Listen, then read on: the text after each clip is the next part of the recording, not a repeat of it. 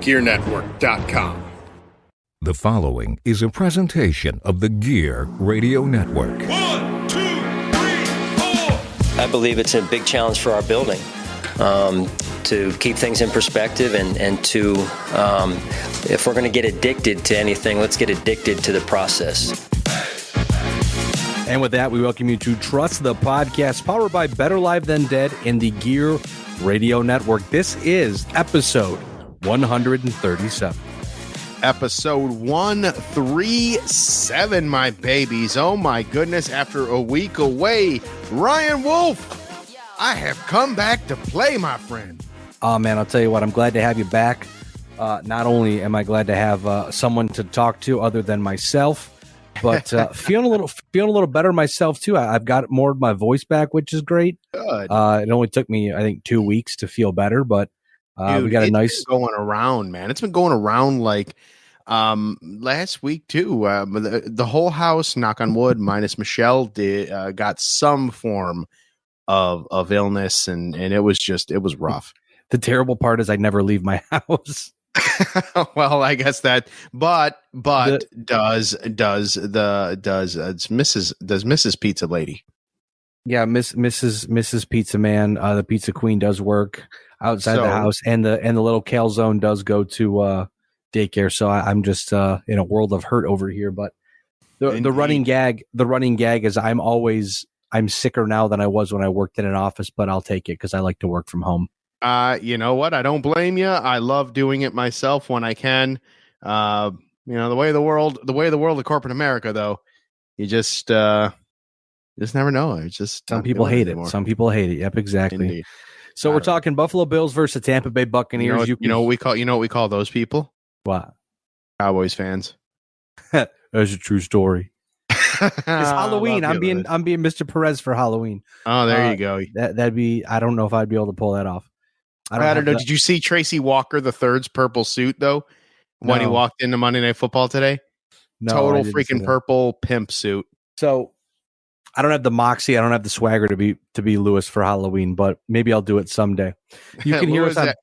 Yeah, Lewis showed up. To my little family Halloween party that I had. That I don't think that you even responded to the invite on Facebook, but anywho, I don't go on Facebook much anymore. So that was I dropped the ball on that one. It's I could have texted and assumed.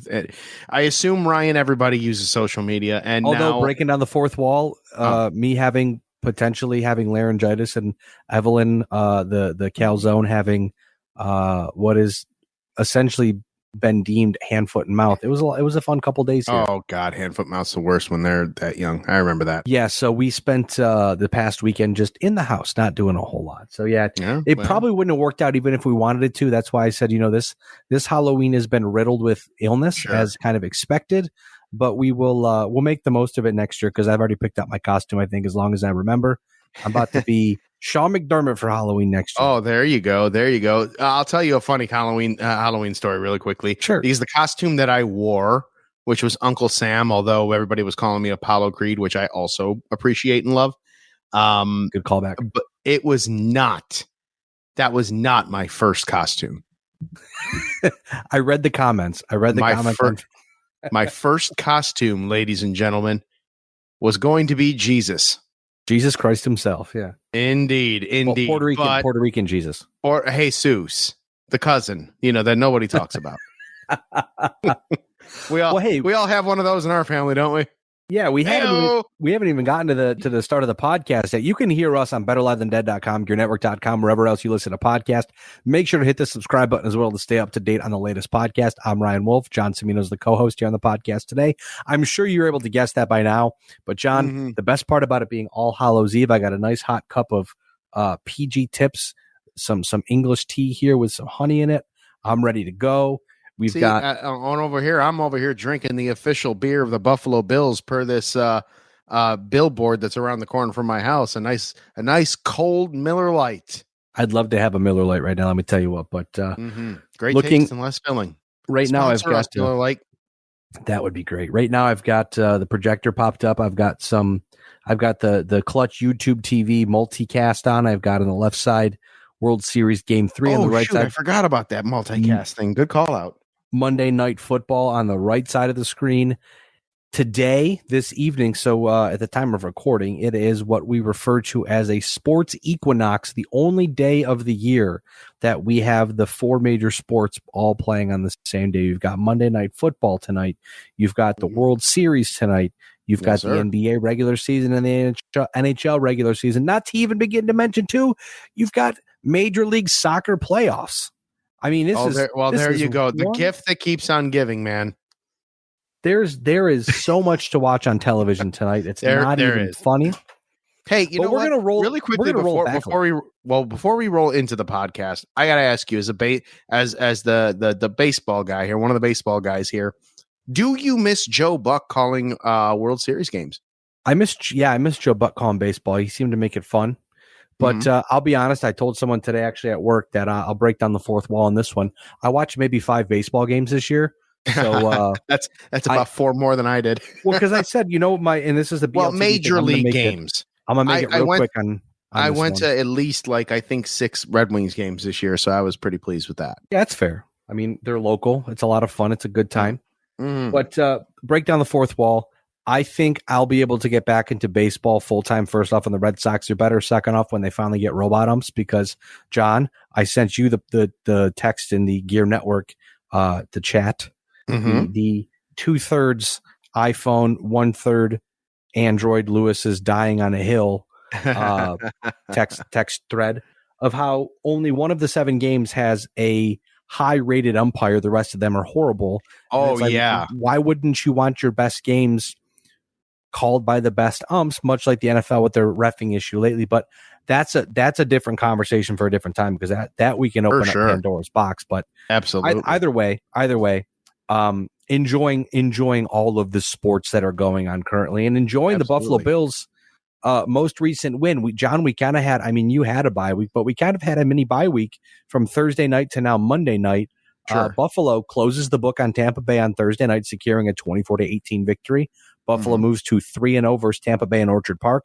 Buffalo now 6-1 under coach Sean McDermott on Thursday night. Now, prior to kickoff, tight end Dawson Knox was placed on the IR with a wrist injury. He did have surgery. He'll miss at least the next 4 games versus Tampa, obviously, at Cincinnati on Sunday night, versus Denver on Monday night, and then versus the Jets that Sunday at 4:25, I believe. But, John, the logic might state here that Knox will likely miss the Philadelphia Eagles game as well, because if they keep him out of the Eagles game and he misses 5 weeks, he can then heal up through the bye week, which gives him 6 weeks essentially off to heal up and work his way back into the offense. So that's just a thinking kind of outside the box, but he's out at least the next 4 games being placed on the IR. Yeah, and you know what? Get the rest when you can. I'm not saying that this is, this division's a cakewalk, or the Bills getting into the playoffs is as much of a cakewalk as maybe it might have been the past few years, given their defensive woes and everything. But they're still the odds-on favorite, in my opinion, in the AFC East to win the division. I know everybody's loving and digging the Dolphins and how fun Mike McDaniel is and everything like that, but I just think when push comes to shove, the more tenured group of the bunch here, the Buffalo Bills, are going to pull through. To have Dawson Knox at full strength, giving him an extra week essentially there, and getting him for the final stretch of the season and march towards the playoffs. That's best case scenario there. Well, it would kind of suck though to lose him for the Eagles game, because the Eagles. Who are they really? Are they the team that that turned it up and came back and beat Washington last week and are a 1-loss team, or are they the team that lost to the Jets because of some poor play from quite frankly Jalen Hurts that game? But that's going to be a tough game either way. Yeah, that's a conversation we'll certainly have down the road, but it's a long season. If nothing else, it's a long season. Dawson Knox, as we'll talk about here shortly, maybe on the road to getting Wally pipped, even though he has a nice fat contract that will keep him comfortably employed by the Buffalo Bills for a while. But we'll talk about that in a few minutes. The other roster, incidentally, Ryan, we're what, 10 minutes into the podcast right now, and oh my God, the difference of my new setup here versus what I recorded on last time. The OG, the old computer, man, the old setup. You sound like crystal clear and like this is a world of difference. I'm so happy right now. Yeah, I'm thrilled, man. You sound great. This is going well so far. We've only kind of screwed around, so this is fantastic. I'm loving life over here. Absolutely. Wide receiver Andy Isabella, cornerback Josh Norman were elevated from the practice squad for Thursday's game. Tight end Quentin Morris also missed Thursday's game with an injury, which means Buffalo only had one active tight end, Dawson Kincaid. So they may have to go shopping for depth. They did have two tight ends come in for a tryout on Monday, today, the 30th. So we'll see if anything comes of that. But John, our three big things brought to you by puckluck.com. Your one-stop resource for all your National Hockey League sports betting action. Puckluck provides win percentages and score projections for each and every National Hockey League game to tilt the ice in your favor. Not sure what to bet or just in a rut? Not to worry. Puckluck also provides expert picks to get the puck bouncing your way. Please note, Puckluck.com, no way affiliated with the National Hockey League, its teams, or the NHLPA. Puckluck.com provides data related to gambling and cannot guarantee the success of any suggested or related wagers. As always, please gamble responsibly. Now, there's a lot of stats here because not only did the Buffalo Bills win, so the internet's always more thankful to pass out good stats about the Buffalo Bills. Plus, when the Bills win, cool things usually happen. But also because they're on Thursday Night Football, you get NFL Next Gen stats. Oh boy, front and center. So there's a lot. I do like that. I do like that with the Amazon feed. That is pretty cool. So Josh Allen, dissecting the offense. Our first of the three big things here: 31 of 40, 324 yards with 2 touchdowns, 1 interception, 7 carries for 41 yards and 1 touchdown. Josh Allen currently leads the NFL in total offensive touchdowns with 22.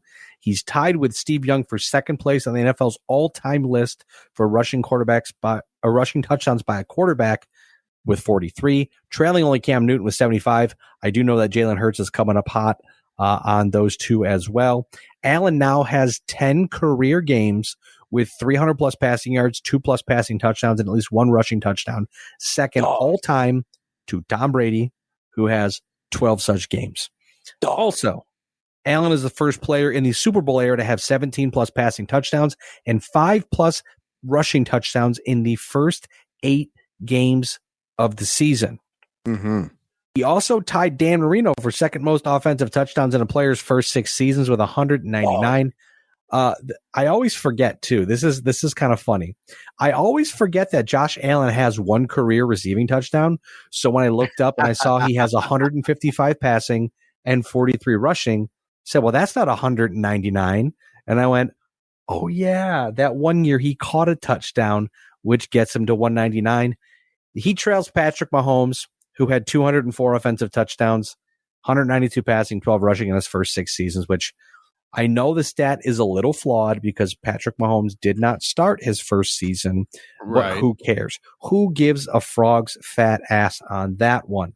The record books don't care. Also, from at Bills PR on Twitter earlier today, Josh Allen tallied his 3rd game of the season and 23rd career game with 300-plus passing yards, and the Bills win Thursday night. Allen needs just 3 more 300-yard games to tie Jim Kelly for the most 300 passing yard games in team history. And that's crazy. And that is the epitome of where the league is now versus where it was back then. And yesteryear was very, very run heavy and ground and pound and defense wins championships and all that stuff.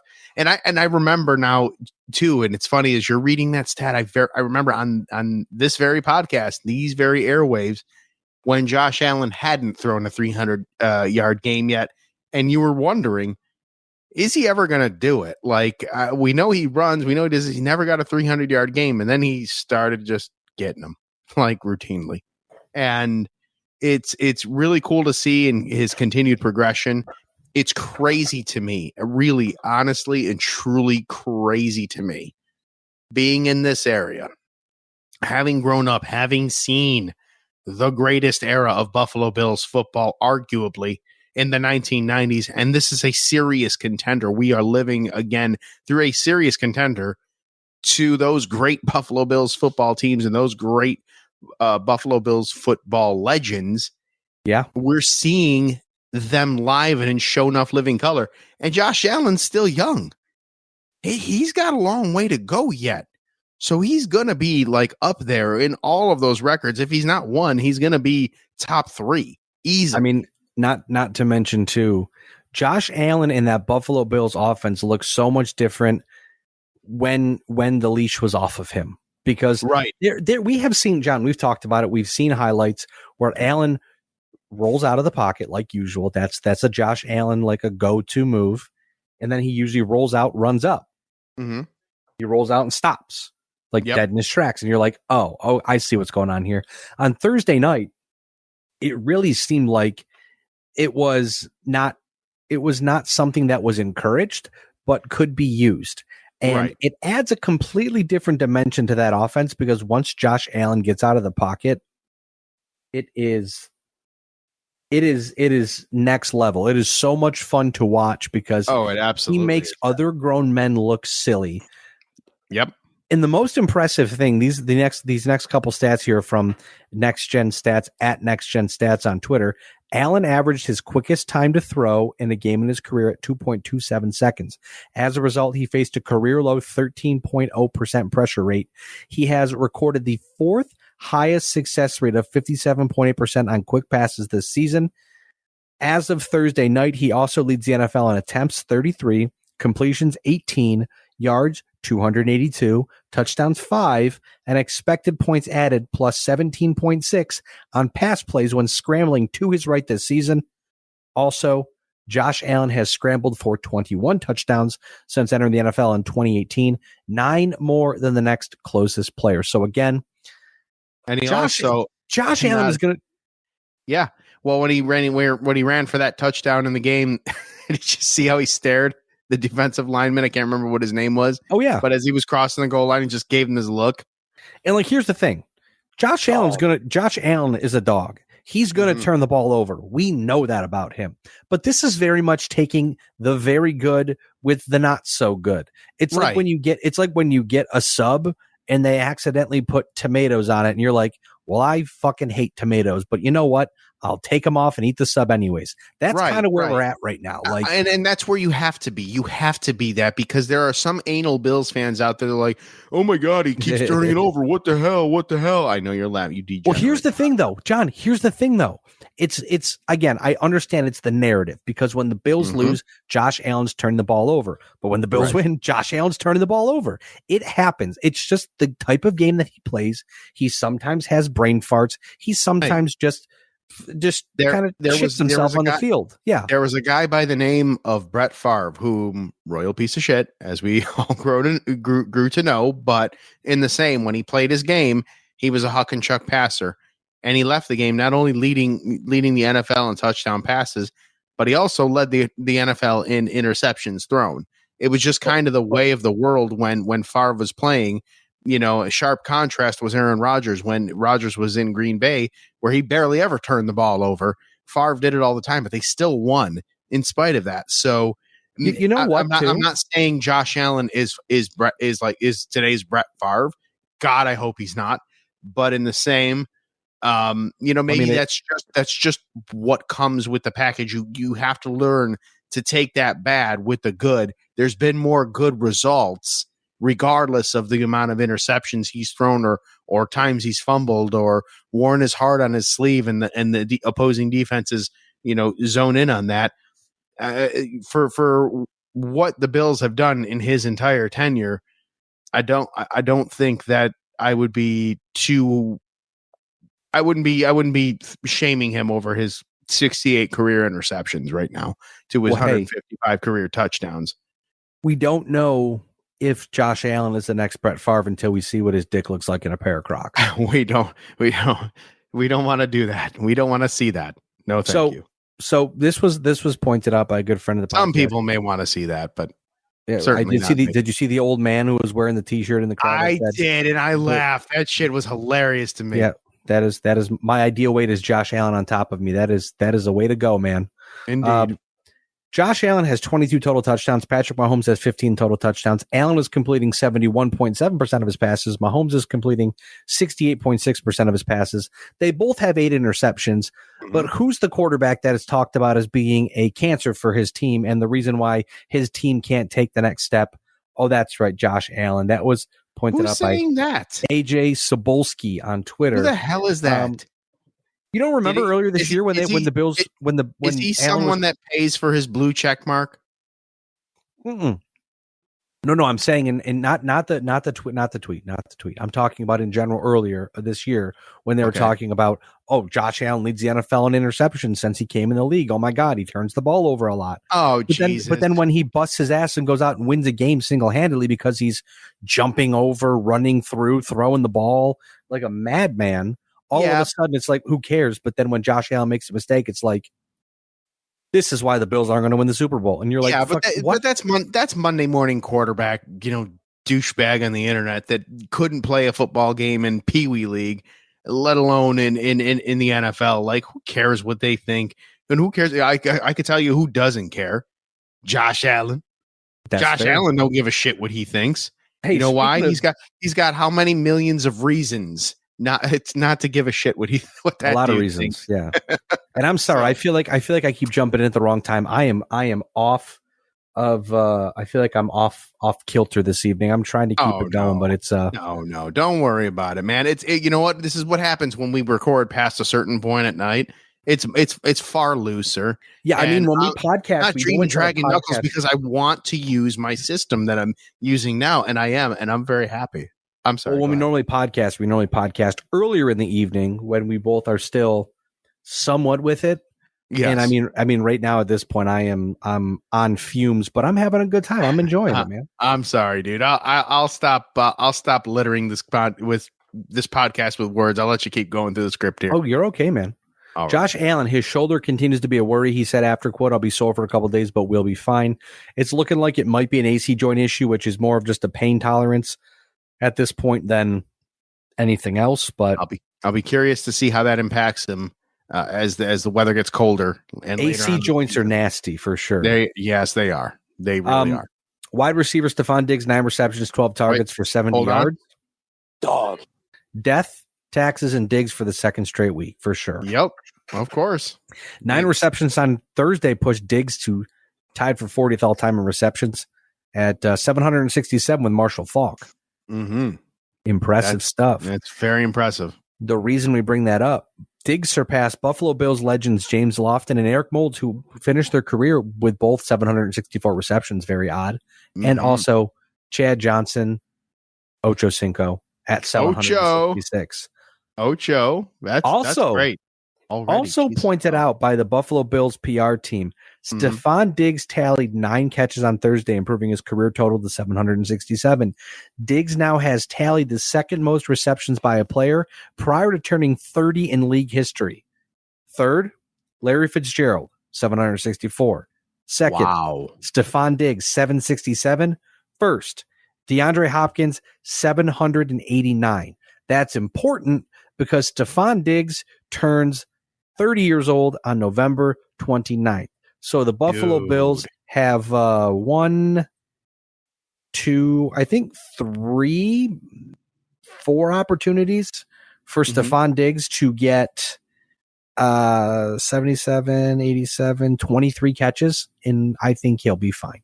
Oh, so, yeah. And could you imagine if those years in Minnesota, Diggs was playing with someone like Josh Allen and not like someone like, Chase, what's his name? Case Keenum? Case Keenum, that's it. Yeah. I mean, Case Keenum and Diggs made Case Keenum certainly look a lot better than maybe he might have been. But I mean, if he had an all pro, all elite, the dude might have been running away with it right now, like for sure. I mean, at this point, there's no doubt about it that Stephon Diggs is one of the best. And he is a dog. No doubt about that one, man. I'm looking at I'm looking at the stats right now. I mean, yeah, there were a couple years in Minnesota where he was going, let's see here, 52, 84, 64, 102, 63, and then Buffalo, 127, 103, 108, and I believe he's on pace for well over 100 this year again. So, oh yeah, absolutely. I mean, he's already at 64. again, We're 8 death games taxes in. and Stephon Diggs. Also, Thad Brown at Thad Brown 7 on Twitter said McDermott said post game that Diggs requested to speak to the team pregame. McDermott credits the speech for the Bills coming out with a quote attitude. McDermott said, quote, "That's what a leader does. He knows when to step up and speak up. I applaud him for that." Sure Now, is. here's the crazy part about the game, John. The Buffalo Bills showed up and showed out on offense. They spread the ball around like wildfire. It was crazy. Wide receiver Gabe Davis, 9 receptions, 12 targets for 87 yards and a touchdown. He set a career high with 9 receptions. The Allen to Davis combo with 23 touchdowns, tied for 4th in team history with Joe Ferguson and Frank Lewis. And Ryan Fitzpatrick and Stevie Johnson both sets 23 receiving touchdowns together. Also, wide receiver Khalil Shakir, 6 receptions on 6 targets for 92 yards, sets a single game high with those 6 receptions and those 92 yards. He also set new single season career highs with 14 receptions, 167 yards through 8 games. Last year in 14 games, he tallied 10 receptions for 161 yards. His speed, his shiftiness, his ability to cut and move up field definitely added a missing dimension to that Bills offense. And another guy who added a unbelievable dimension to the Bills offense. Very excited to see where this kid goes from here. Rookie tight end Dalton Kincaid, 5 receptions on 7 targets, 65 yards and a touchdown, which is his first career touchdown. But John, he finds himself looking more comfortable. He appears to be doing, now don't get, I'm not saying he's Travis Kelce, but it's the type of work that Travis Kelce does out on the field, finding ways to extend the play and get open. Now, I'll tell you this, when we say that, and it's great to have that comparison, but Kelce, when he was starting to become Travis Kelce, they were comparing him. They were saying he was doing Gronk-like work, and now he's Travis Kelce. He's his own. I'm hoping that this is, perhaps for Dalton Kincaid, him starting to come his own. He doesn't need to be the next Gronk. He doesn't need to be the next Gonzalez. He doesn't need to be the next Travis Kelce. He can be the first Dalton Kincaid. Absolutely. And when the Buffalo Bills acquired him in the draft, or drafted him, whatever you want to say, they said he was more of a wide receiver in a tight end's body, which is, again, that's the type of stuff you see with Travis Kelce, where there may not be a specific route that he runs, but he just finds a way to get open. And that touchdown pass really showed you that Kincaid knew where the soft spot in the defense was at the second level, was able to get himself open just enough to get the ball from Allen and run his way in. And not to mention, too, it's a nice combination, because at Next Gen Stats points out at Next Gen Stats on Twitter, the touchdown reception for Kincaid goes in the books as Allen's 18th passing touchdown on a scramble outside the tackle box to the right of the formation since 2020, the most in the NFL in that span. So again, if you have a guy like Dalton Kincaid, like Khalil Shakir, who can find ways to get open, because again, Stephon Diggs does it. I feel like Gabe Davis is more of a, he can get open, he can break tackles, but I feel like Gabe Davis is just a huck it, chuck it kind of guy, and he always finds his way to be where the ball is, which is totally fine. But, to each their own, man. Exactly, but these other guys add a dynamic nature to the Bills' offense, which is certainly going to help them with some very difficult opponents coming up. There's no doubt about that one. And yeah, you had to just overall feel good for Kincaid when he got that. You saw when he did the leap into the crowd, the look on his face, like that dude was happy as a pig in shit, and he should have been. Hopefully, again, this is the coming out party where you start to hear the name Kincaid a little more, and sky's the limit for the dude. He seems good. But to your point about the tight ends, him being a wide receiver in a tight end body, and we were talking about just earlier with Josh Allen getting up on these record books and everything, and the way that the league is changing, the tight end position has evolved so much. Tony Gonzalez was really the godfather. Actually, if you want to go back, I would say Shannon Sharp was probably the godfather, of today's tight end. You go Shannon Sharp to Tony Gonzalez to Rob Gronkowski to Travis Kelce. You know what I mean? Like, and it's just evolved into such a like a very, very, very dynamic and important position that they still, because even though they are becoming a lot more receiver like and athletic, they still need to be bigger than the average receiver for the blocking plays. Is a very important position now. It's one of the key positions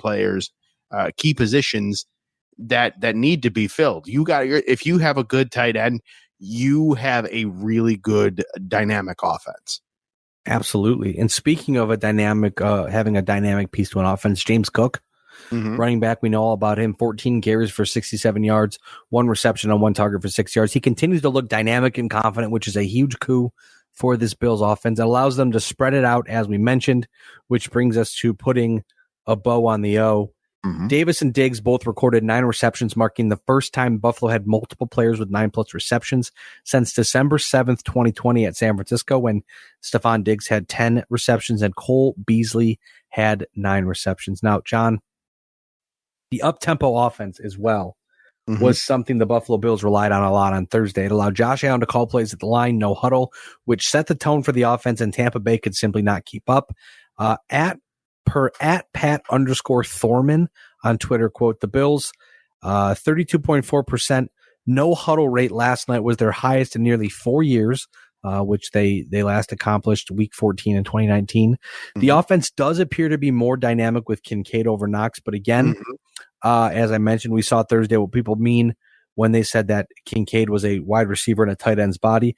Not necessarily saying that Dawson Knox is losing his job or that this is going to continue, but Benjamin Solak on Twitter at Benjamin Solak, Solak, says, quote, was curious to see what the Bills offense would be without Knox. All 11 personnel. Kincaid's still more of a big slot than a hand and dirt tight end. Bills can go super spread or condense the formation. Let Allen hurry up a bit too. Shotgun running game works well with RPOs. Very 2020, 2021-ish. That is something Bills fans want to hear. Music to our ears, because that is when when you run the game with RPOs and let Josh kind of run the game from the huddle, from the line. Right. The Bills offense is so much more different than when you're just calling the play and running the play, executing the play as called.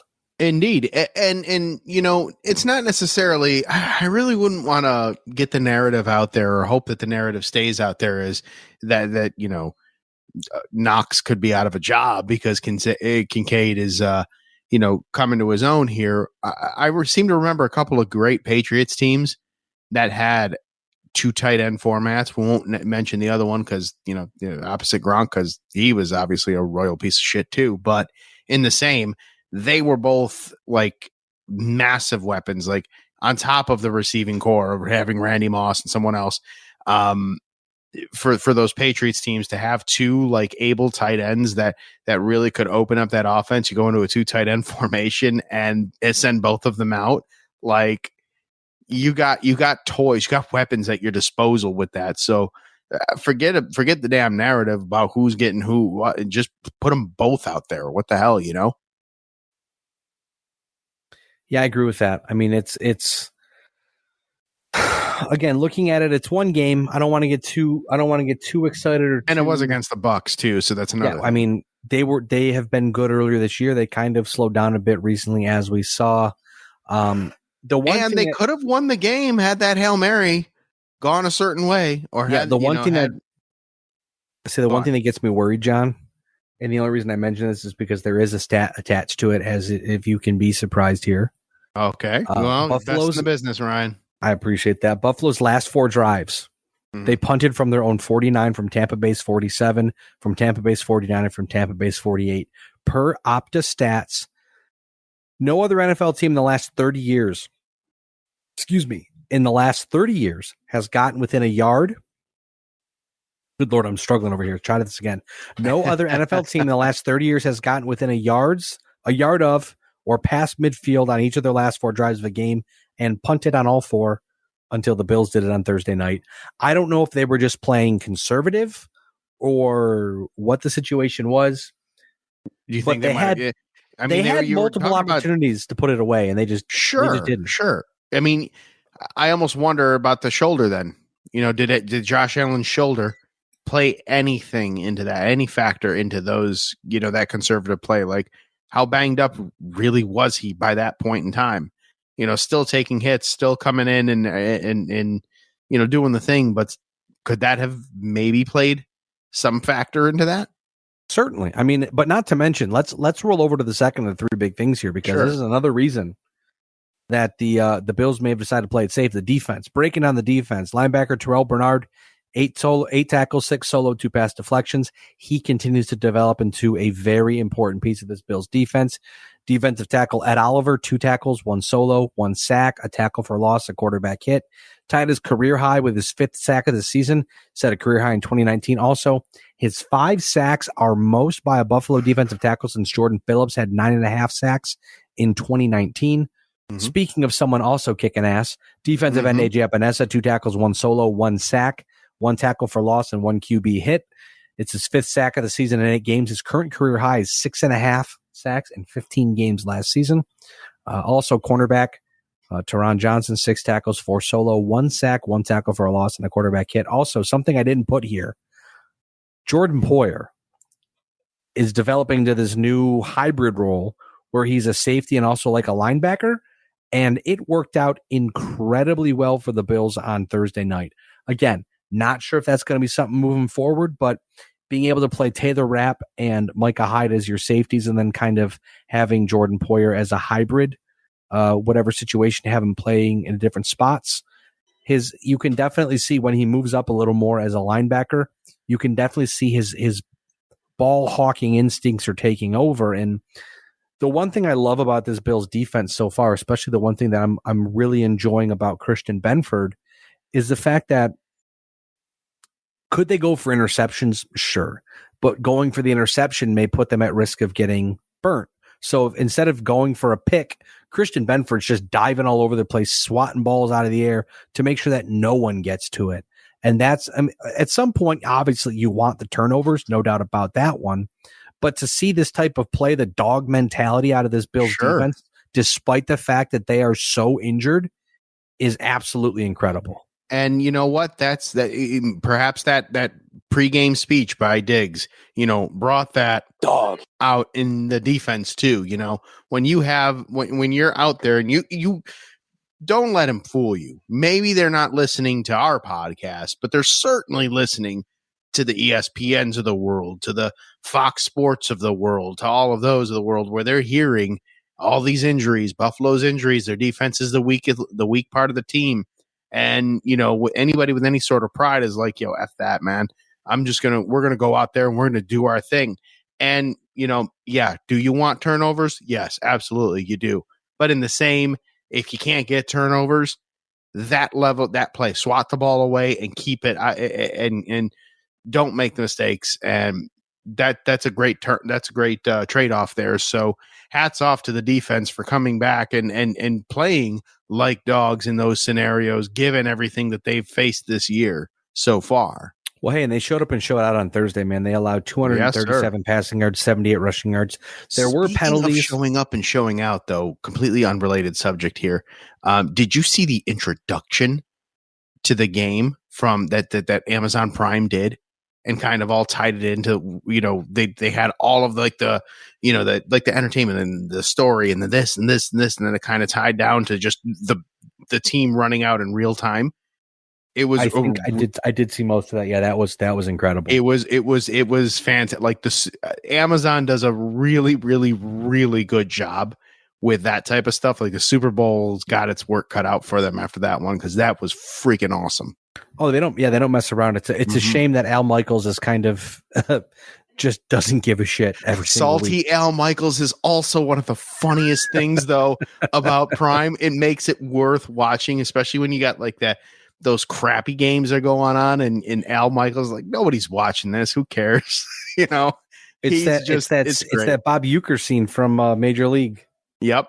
Absolutely. Precisely that. But absolutely. Hey, penalties on back-to-back 4th downs. Buffalo committed penalties that extended Tampa Bay's final drive.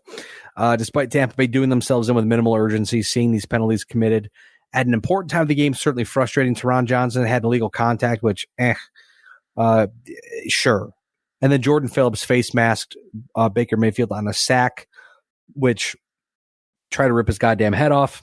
But then if you watch back on the touchdown to Mike Evans, there was a very blatant pass interference, offensive pass interference on Mike Evans pushing off. Wasn't called. But John, I mean, you're gonna get that every game. John, you really are. It do be like that sometimes. It do be like that indeed.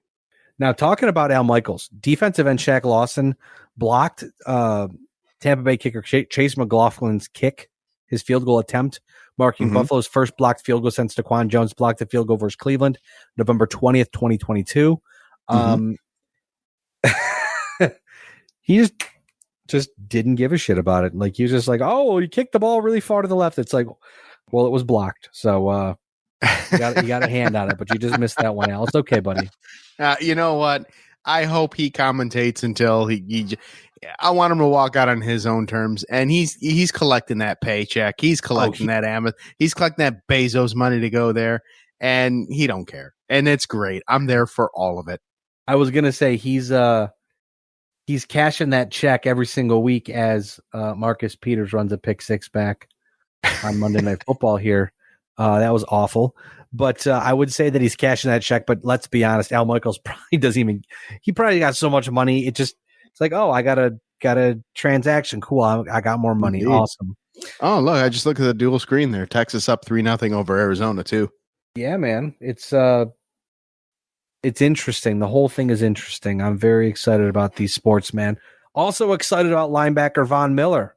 Ramping up again after a questionable week at New England where he played 6 snaps. Miller played 27 defensive snaps, 40% of the defensive snaps on Thursday, and almost recorded his first sack of the season. He had Baker Mayfield wrapped up doing the alligator, the bloody death roll, but Baker Mayfield got rid of the ball in time.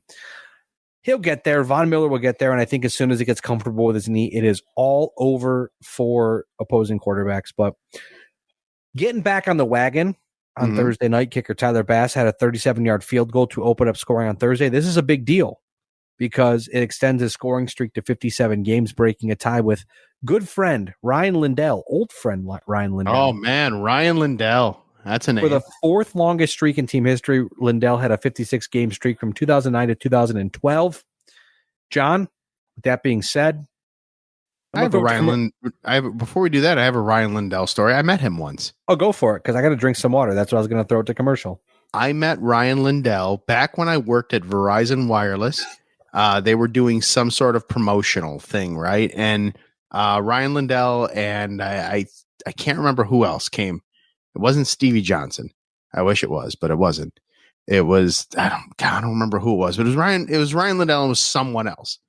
And I remember him and whomever he was with were like, they were throwing the ball to each other because they weren't in the parking lot. They weren't kick because he couldn't kick it. There was cars there, right? And wouldn't that be funny if he just decided to just launch a ball into someone's car? Yes, it'd be great. And I walked by and I looked and we made eye contact and I was like, hey, Ryan Lindell, how you doing? And he was like, good, man. How are you? I was like, great, going home. And he was like, have a good day. And I was like, you too, buddy. And then I went to my car and I drove home. That was my Ryan Lindell story. That's a great story. It reminds me of the time in college right after Dick Duran got fired by the Buffalo Bills. I walked down into I think it was at U of R, and I walked down. Oh, I remember that. I got dared by my college coworkers to walk down and ask him for an interview. So I sat down and sat next to him, and he just kind of like gave me the death stare. And I said, how's it going? He said, hi. Did you want to chat? He said, no. I said, well, at least I asked. He goes, yep. Have a good day. I said, yep, nice to meet you. And I walked away. I remember because you sent me a picture of him just sitting there scowling.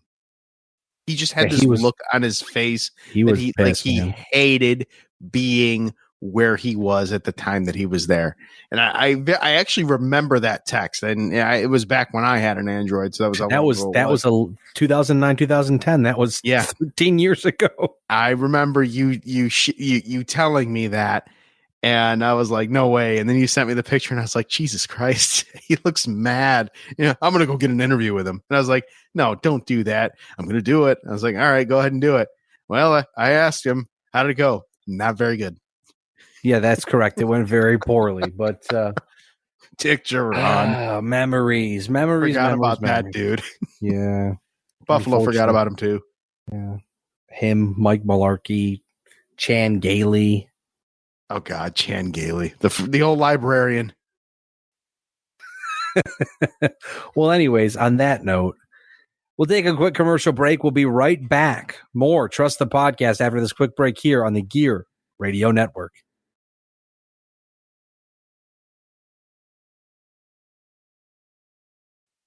And we're back here on Trust the Podcast.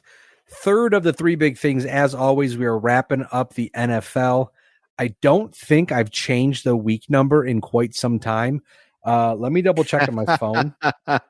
We're definitely not. Who cares? We know what week we're on. It's been week 6 on the sheet for a couple weeks, wrapping up week 8 while the NFL is still playing. Around the NFL, brought to you by Go Frost Yourself. That's right. Located in Rochester, New York. Go Frost Yourself does what other local bakeries do not. They bake from scratch, creating recipes themselves and using the best fresh ingredients that they can find to create delicious flavors for customers daily. Molly and Jen. Hello, Molly. Hello, Jen.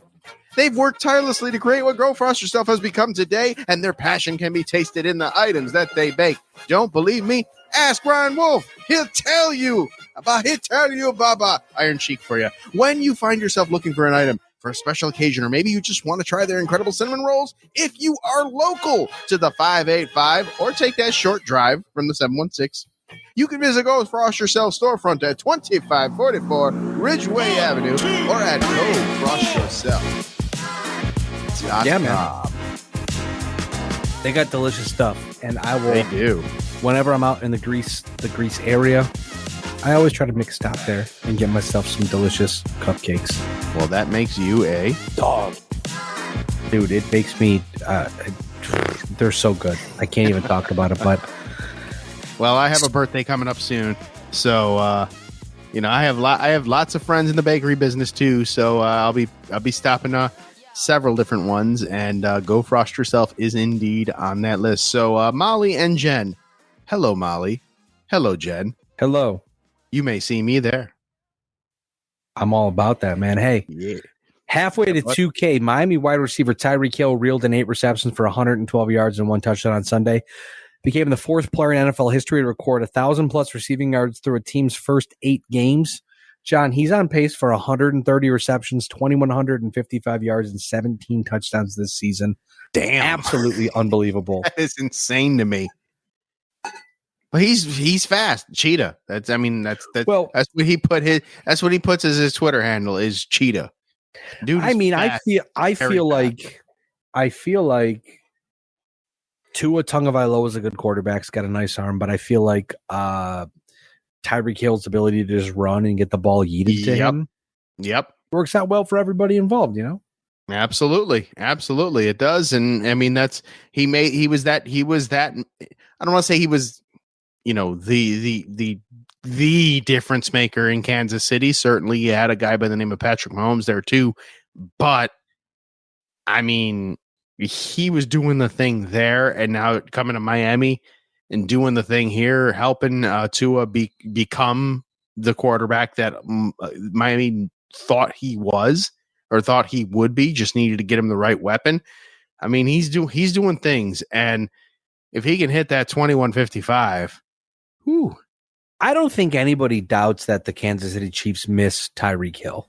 Absolutely. I think right now, and it's a true testament to just how good Patrick Mahomes is, but they'd be that much better with him, and that would be kind of scary. But dude needed to get paid, and you can't pay everybody. That's exactly right. This is not 1950s, 1960s NFL where there was no salary cap, any of that type of stuff.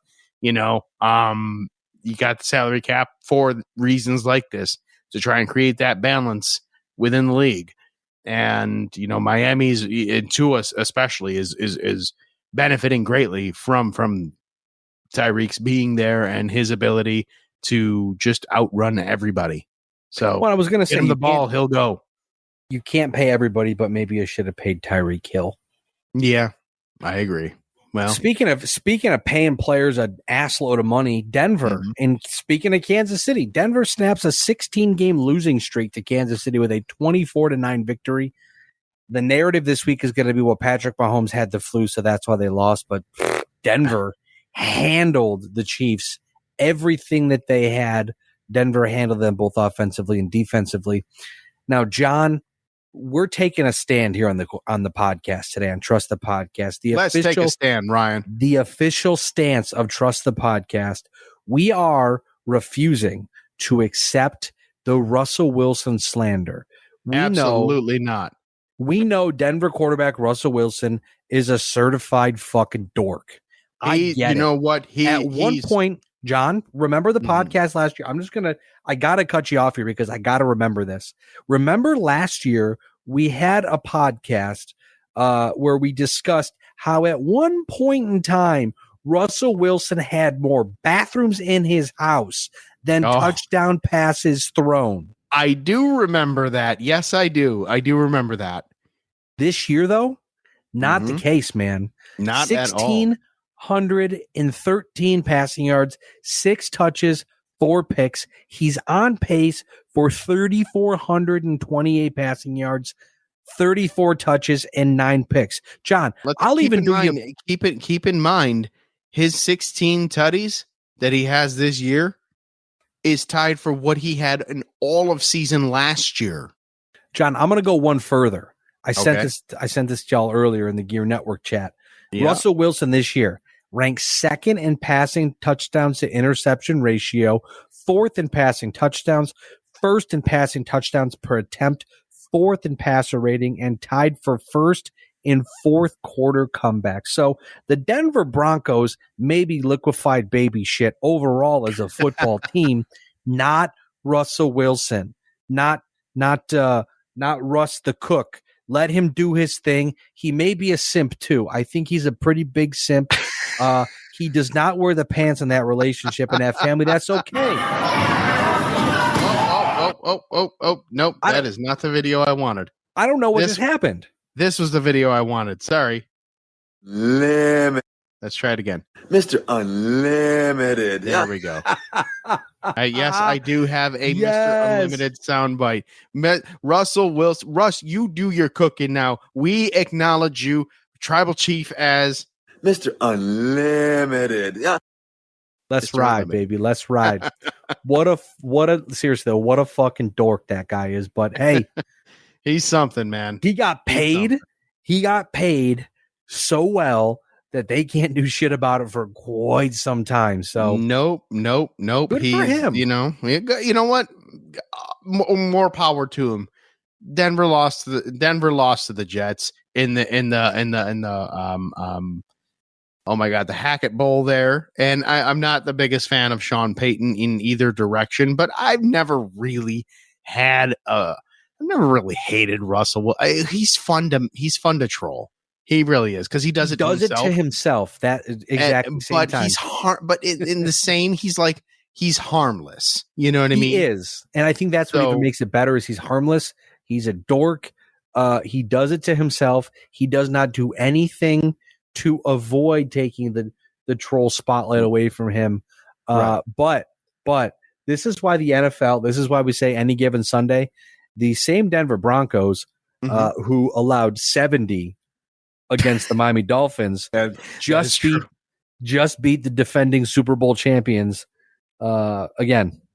And that is why we play the game. You play to win the game. Play to win. That's the sound I need to get. My watch just picked up me talking about Siri. The Denver Broncos. And then it gave me the score of the Panthers and Broncos game in Super Bowl 50 from February 7th, 2016. I don't know, 24-10. The Panthers and the Broncos? It said 24-10. That's not right. Yeah. I don't know. My phone is. I don't remember. Drunk. This watch is high. You know what it is? It is Monday night, my friend. Monday Night Football. Hey, speaking of weird shit, Tennessee quarterback Will Levis The mayonnaise man. Remember that? The guy who puts mayonnaise in his coffee? Yes, the sir. whitest. What is the whitest thing you could possibly do? Let's put mayonnaise in our coffee like a total. That's I don't know if that's the whitest thing you can do, but that's certainly one of the grossest things you can do. That's like sociopath. That's only, first off, John, you wouldn't see a Puerto Rican man putting mayonnaise in his coffee. Okay. No, you wouldn't. You would That's not. You white would not people see shit one right there. that you would not see. Well, I don't know, because I know plenty of white people that wonder what the hell mayonnaise even is. Like, what is mayonnaise? Eggs. What is it? Couches? What is it? I don't know. You're going to get me to the point where we're going to start talking about putting eggs in the disposal again, aren't we? No. We've moved on from that gimmick. Mayonnaise boy makes his NFL debut on Sunday versus Atlanta and balled out. How about those Oilers unis they were wearing though, man? You know what's amazing? The NFL this is kind of going off on a tangent. They are so worried about their own brand that the University of Houston football team, who wore a mock Oilers jersey to honor the Oilers franchise, sure, they got cease and desisted by the NFL and said, "You've got to be kidding me, really?" Dead ass. You know what? But that's the thing, though. Like the NFL, I really wish that they would understand the fact that they've done uniforms no favors since the early 1990s. They've really done you. You mean to tell me that the Seattle Seahawks uniforms that they wore this past week, the old school 80s, 90s, the Largent era uniforms, you mean to tell me that those are worse than the freaking shitty uniforms they wear now? No, like, the ones they have now the ones they wore this past week were incredible. Yeah, but that was their old school ones. Because they won the Super Bowl with those futuristic looking ugly ass ones. They're going to be forever entrenched into history, you know? Yeah, I don't know. I mean, yeah, also maybe, but when you think about it too, look at the Denver Broncos. They went to their futuristic 90s uniforms in the late 90s. They won 2 Super Bowls with Elway, appeared in 2 more with Peyton Manning and winning one of those. So yeah, all of their championships have them in those crappy uniforms. They're still crappy. The orange and the blue with the big D on the big D on the helmet there with the horse coming out of there. That's like the most fondest memory. Yes, big horse D. That's exactly what we want to talk about in the podcast. You want the big horse D. So there was some dangling right there while Russ cooks. There was some controversy as well because JJ Watt came out and said, well, Houston should be able to wear the Oilers throwbacks because it's Houston. But what Mr. Watt forgot to recognize is that the history moved with the franchise. That was the part of the agreement, was that the history comes with the team. You're absolutely right. It wasn't like how when the Seattle Supersonics in the NBA moved to Oklahoma City, became the Thunder. They shared the history, but they left the Sonics name there. Same thing when the Browns, the original Cleveland Browns. No. The history of the Supersonics, the only thing that left the city was the team. The history stayed, the banner stayed, everything. So like when they bring a team back, it's going to be like NBA. It'll technically be like previous NBA champions because it's the same franchise. It's the same foundation. Right. Yeah. No, but what I'm saying is like even the original Cleveland Browns, when they moved to Baltimore to become the Ravens, they had to leave everything back there. Mm-hmm.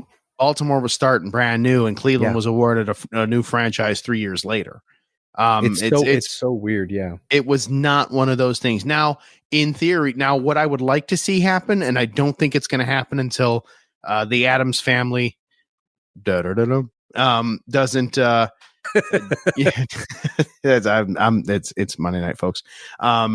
When they're done and they're out of the picture, and there's like a new ownership there, I would want to see kind of a deal that was made like in the NBA recently, where the Charlotte Bobcats made a deal with the New Orleans Hornets to bring the nickname back and become the Charlotte Hornets again. And the New Orleans, they're now the New Orleans Pelicans. Like, I could see something like that happening. I would like to see something like that happen. Are you kidding me? You know, if the Tennessee Titans sold the Oilers name and nickname and colors and that back to Houston, do you know how quick Love You Blue would take over in Houston? I bet you that changes that whole team's that would be great, but I don't and everything. I don't know if they. I don't know if they want that, but that would be great. But back to the quarterback, the mayonnaise man, Will Levis. Yes. He had 19 for 29, 238 passing yards, 4 passing touchdowns. Became the third NFL player with 4 passing touchdowns in his first career game, joining Hall of Famer Fran Tarkenton. Mm-hmm. Excuse me, I tried to burp as I'm saying that. 1961 versus the Bears and Marcus Mariota. 2015 versus the Tampa Bay Buccaneers. So again, that is quite the two different names. Sorry, it's 10:20 at night and I'm getting a message from work. It's oh geez, inappropriate. I'm not working right now.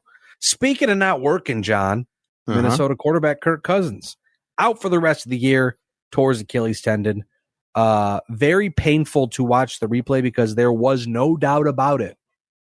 That Achilles tendon departed immediately. And the sad part is that Kirk Cousins was on pace for career highs, 4,953 passing yards, 38 touches. He was on pace for both of those and set to be a UFA this offseason. And it just, hey man, football's a cruel game sometimes. Mm-hmm. It absolutely is.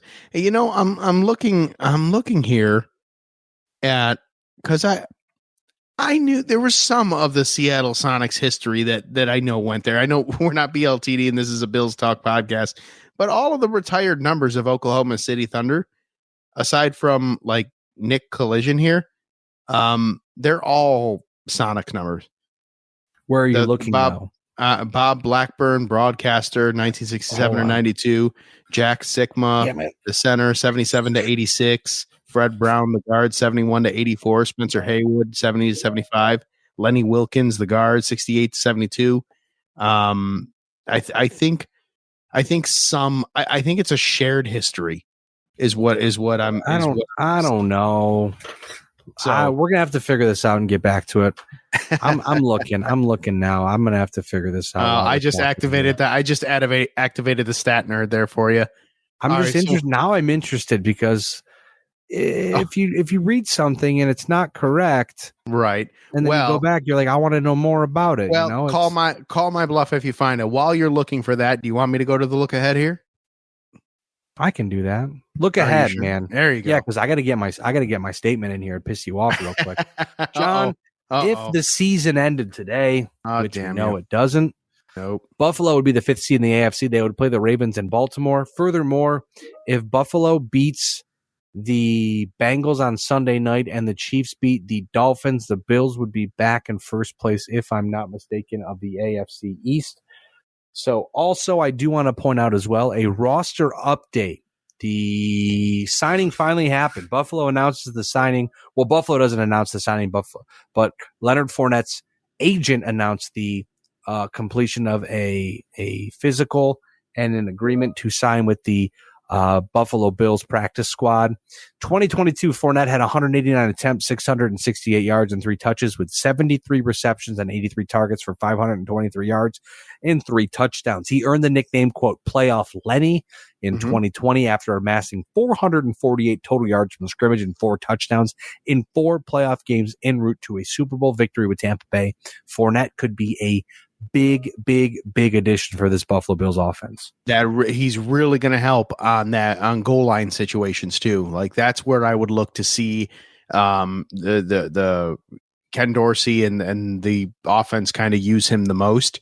Would probably be right there. You have a perfect 1-2 complement. Cook to Fournette. Cook, gets him there, and then if they have that goal line stand there. Fournette would get him right in. That's a great move for them, a great signing for them.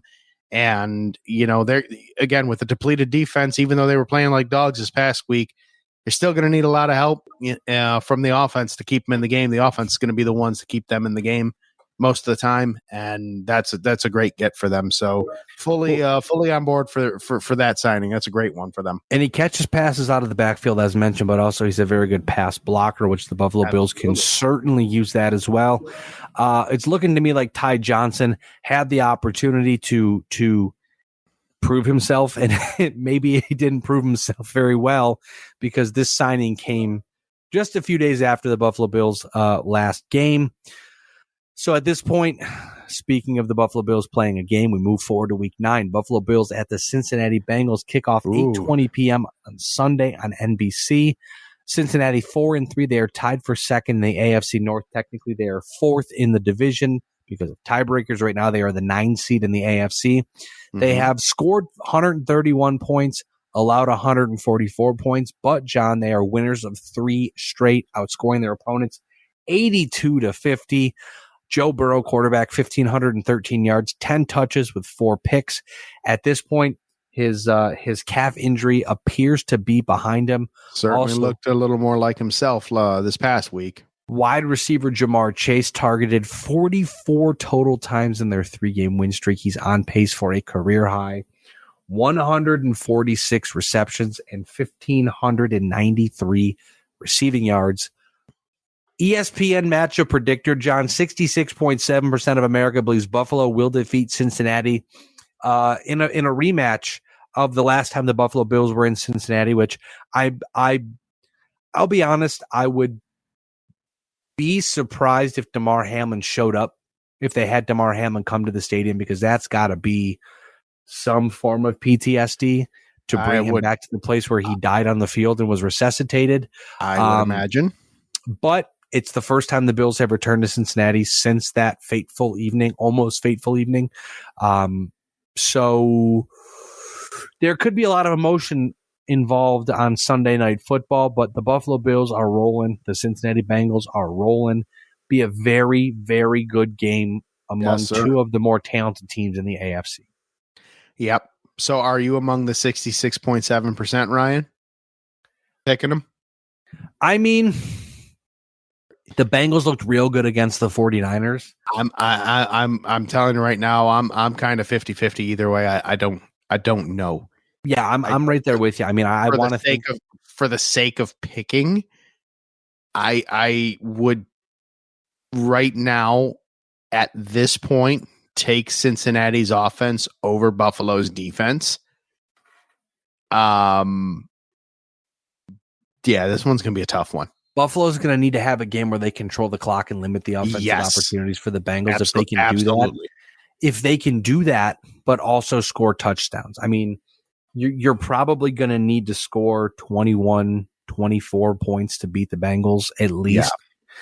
Yeah. But you're also going to have to limit their opportunities because more likely than not, I mean, good luck stopping Jamar Chase. As mentioned, he's incredible. But I mean, aside from that, if you can execute that game plan, the Bills' defense has been kind of bend but don't break, and they've bent a little too far in recent memory. The Bills have kind of lacked the killer instinct, which makes me think that the Bengals can win this game. But the Buffalo Bills are going to have to steal one because they've lost a couple games that they shouldn't have. And out of all the games coming up, I think this might be the one that they can steal.